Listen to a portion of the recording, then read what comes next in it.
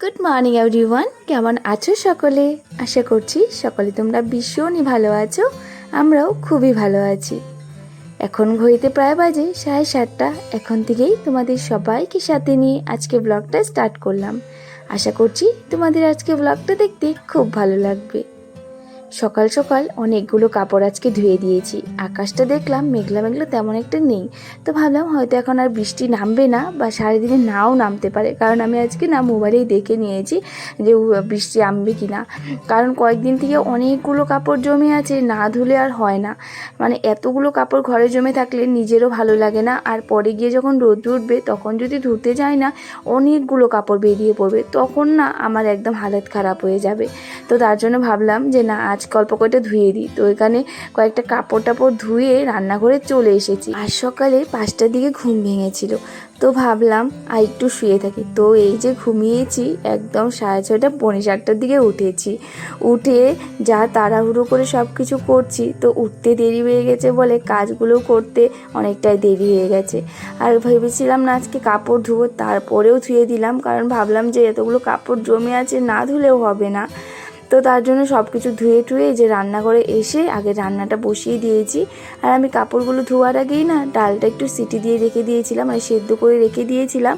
তো এই যে রান্নাঘরে এসে প্রথমে ডালটাকে সোমবার দিয়ে ভাতটা বসিয়ে দিয়েছি। ডালের সাথে তো কিছু ভাজি লাগবেই, তো সেই জন্য কয়েকটা কারকল আর আলু কেটে নিচ্ছি। এটা ভাজবো, পেঁয়াজ দিয়ে ভাজি করব, খেতে কিন্তু বেশ ভালোই লাগে। আর এবার মানে কারকল আসার পরে এবারে আমি প্রথম গাজর আর কারকল একসাথে ভাজবো। তো যাই হোক, এখানে দেখো কাটাকুটি করে নিয়ে, তো এখানে আমি এই যে ডালটাকে নামিয়ে নিলাম। ডালটা এখন নামিয়ে 2 বাটিতে করে নিচ্ছি, কারণ আরেকটা বাটি, যেটা ছোটো বাটি, এটা রাত্রের জন্য রেখে দেবো। আর এই যে এটা দুপুর আর সকালবেলা খাবো। আমাদের ঘরে ডালটা শুধু আমার জন্যই হয় বলতে পারো। কেউ তেমন একটা ডাল খেতে পছন্দ করে না, কিন্তু আমি ঘরে সবচেয়ে থেকে বেশি ডালটা পছন্দ করি। আর আমার জন্যই বলতে পারো আমি ডালটা বানাই, বেশি করে বানিয়ে রাখি, কারণ আমার ডাল খেতে ভীষণ ভালো লাগে। যদি একটু ডাল বেঁচে যায় না, সেই ডালটুকু কিন্তু আমারই পেটে যায়।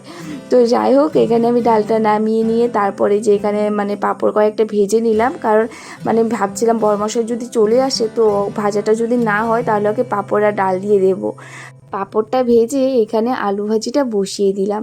তো খুব তাড়াহুড়ো করে করছিলাম, কারণ বরমশাই স্নান করে চলে এসেছিলো, পুজো দিতে গিয়েছে, তখন আমি ভাজিটা বসিয়েছি। আর এখানে মার জন্য একটু চা বানিয়ে দিচ্ছি। মাকে বললাম তোমার আর রান্নাঘরে আসতে হবে না, আমি রান্নাটা বসিয়েছি, তুমি দাঁড়াও আমি বানিয়ে দিচ্ছি। তো ওখানে মাকে চাটা বানিয়ে দিয়ে আবার এই দেখো এখানে ঢাকনাটা খুলে দিলাম, কারণ খুব সুন্দর সেদ্ধ হয়ে গেছে। আর তারপর ভাজিটাও হয়ে গেছে, নামিয়ে রেখে চলে আসলাম বিছানাটা ঠিক করতে।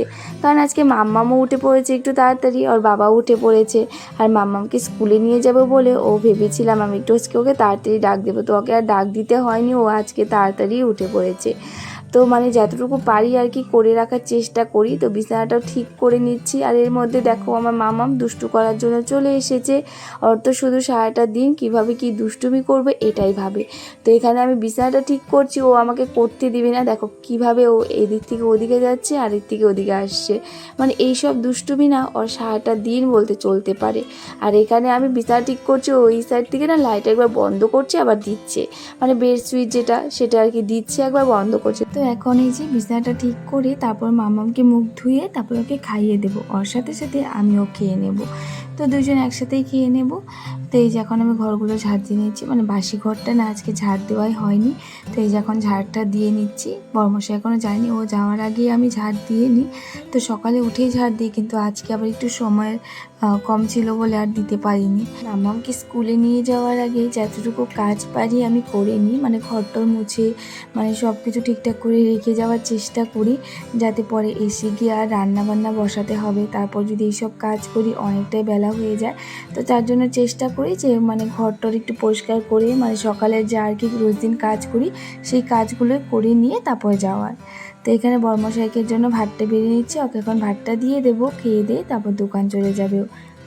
মেয়েকে কখন থেকে ডাকছি, বলছি চল ব্রাশ করিয়ে দিয়ে, এই আসবে না। আসো, স্কুলে যাবে না? তাহলে আসো, আসো আসো, এভাবে কেউ আসে? হ্যাঁ আসো, পড়ে যাবে কিন্তু। আসো, চলা চলা। কোনটা? তাই যে মামাকে মুখ ধুয়ে দিয়েছি, এই যে এখন মাম্মাম আর আমি এখন খেয়ে নেব। আজকে সকালে এই যে যা রান্না করেছি পাঁপড় ভাজি সব কিছু নিয়ে নিয়েছি। মামাম খেয়ে আবার স্কুলে যাবে না? মামাম স্কুলে যাবে এখনই, খেয়ে নিয়ে যাবে। হ্যাঁ, তো চলো এখন তাড়াতাড়ি খেয়ে নিই। তো আমাদের খাওয়া দাওয়া হলো, আর এখানে দেখো বাবা রান্নাঘরে কি করছে। তো মা না বাবাকে এই কাজটা দিয়ে রেখে গেছে, মানে মা গিয়েছে তুলসী পাতা আনতে ঠাকুর পূজার জন্য, আর বাবাকে এখানে কাজ দিয়ে গেছে। বাবা এখানে ঘি বানাচ্ছে, মানে মা বসিয়ে দিয়েছে, এখন শুধু লাড়া পাড়তে হবে, নয়তো নিচে আবার লেগে গেলে না পুড়ে গেলে ঘিয়ের একটা কেমন একটা গন্ধ হয়। তো তার জন্য বাবাকে বলে গেছে। আর আমি আর মামামের মধ্যে দেখো রেডি হয়ে গেছি।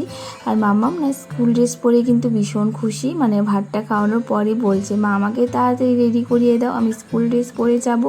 তো তুই যে রেডি করিয়ে দিলাম, এখন আমরা বেরিয়ে পড়বো। তো এই যে আমি আর মামাম বেরিয়ে পড়েছি, এখন যাচ্ছি হলো স্কুলে। খুব তাড়াহুড়ো করলাম, আজকে সকালে উঠতে দেরি হয়েছে বলে সব কাজই করতে একটু দেরি হয়ে গেছে।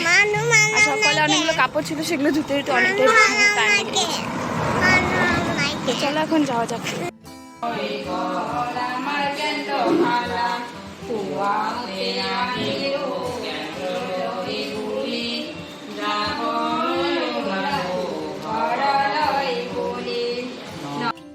তো মামামকে স্কুলে নিয়ে কিন্তু আমি বসেই থাকি, 1 ঘন্টা মতো ক্লাস হয়, তো ওখানে বসে থাকি ওদের খেলনা দেখে, কারণ মামাম এখন আমাকে আসতে দেয় না। তো আর কয়েকদিন পর ভেবেছি ওকে রেখে আসবো, মানে ওর বাবা ওকে নিয়ে যাবে, পরে আমি গিয়ে ওকে নিয়ে আসবো। তো যাই হোক, আমি কিন্তু এসে এই যে দেখো ঘরগুলো মুছে নিচ্ছি, কারণ আজকে সকালে একদমই টাইম পাইনি মোছার জন্য। তো এখন ঘরগুলো মুছে গিয়ে তারপর রান্নার দিকে যাব। আর আজকে মাছ রেখেছে, তো মা ওখানে রান্নাঘরে মানে সবজি টবজি কাটছে আর মাছগুলো কেটে নিচ্ছে। আর এর মধ্যে দেখো এই যে মামামকে স্নান করাবো, তো অনেক কাজ আছে আরও পরে, সেই সব কাজ করব। আর না আজকে এখন আবার আকাশটা এতটাই খারাপ করেছে, মানে যতগুলো কাপড় আর কি দিয়েছিলাম বাইরে সবগুলোই আবার উঠাতে হবে। তো এই যে দেখো এখানে ঘরগুলো মোছা হয়ে গেল, আর এখানে আমি আবার মশলা করছি। তো মশলা টশলা করে ভাবছিলাম আমি রান্না করব, পরে আবার মা বললো যে আমি মাছগুলো ভাজতে পারবো না, মানে কি একটা মাছ এনেছিল আমার মনে নেই ঠিক নামটা। তো মা বললো আমি ভেজে নিচ্ছি, তো মাছের ঝোলটা নাকি মাই বানাবে। তো বললাম ঠিক আছে তাহলে, তো আমি মশলাটা করে দিলাম। মা ওখানে সবজি দিয়ে মানে বসিয়ে দিয়েছে, তো এখানে মশলাটা দিয়ে দেবো তারপর। আর এখানে দেখো আজকেও পুরো 1 বালতি আম পেয়েছে। তো আমাদের বাড়ির সামনে একটা চাল আছে, মানে গাড়ি রাখা হয় ওখানে, ওই চালের উপরে 1 বালতি আম পড়েছিল। তো সেগুলো আর কি দাদা আর বাবা মিলে পারলো। আর এখানে মাছের ঝোলটাও মা বসিয়ে দিয়েছে, আর আমি এখানে দাঁড়িয়ে দাঁড়িয়ে দেখছিলাম, মানে মাছগুলো ভাজা হয়ে গেছে। আর এখানে আজকে তেমন আর কিছু রান্না হয়নি, মাছের ঝোল আর শাগি রান্না হয়েছে দুপুরের জন্য। আর সকালটা আমি ডাল আর ভাজি করেই রেখে দিয়েছিলাম, আমার আর কোনো টেনশন নেই, মানে ডাল ভাজি আর পাঁপড় ভাজি আছে, হয়ে যাবে আমার। আর এখানে দেখো মা আবার আম কাটতে বসেছে, আর এতগুলো আম আর পোকা অনেক, তো অনেকটা টাইম লেগে যায় আমগুলো কাটতে কাটতে। তো এই যে এখন মাছের ঝোলটা একটু জল দিয়ে দেবো, তারপরে নামিয়ে নেব। তো যাই হোক, রান্নাবান্না হওয়ার পর খাওয়া দাওয়া করলাম, করে আমিও মাম্মার সাথে একটু শুয়েছিলাম। তারপর বিকেলবেলা ওঠার পর মাম্মাকেও দুধ বিস্কিট খাইয়ে দিয়েছি, আর ও খাওয়ার পর দেখো চলে এসেছে ওর ঠাম্মির কাছে। এটাও রোজ দিনের ডিউটি, ওর ঠাম্মির সাথে সন্ধ্যা দিবে।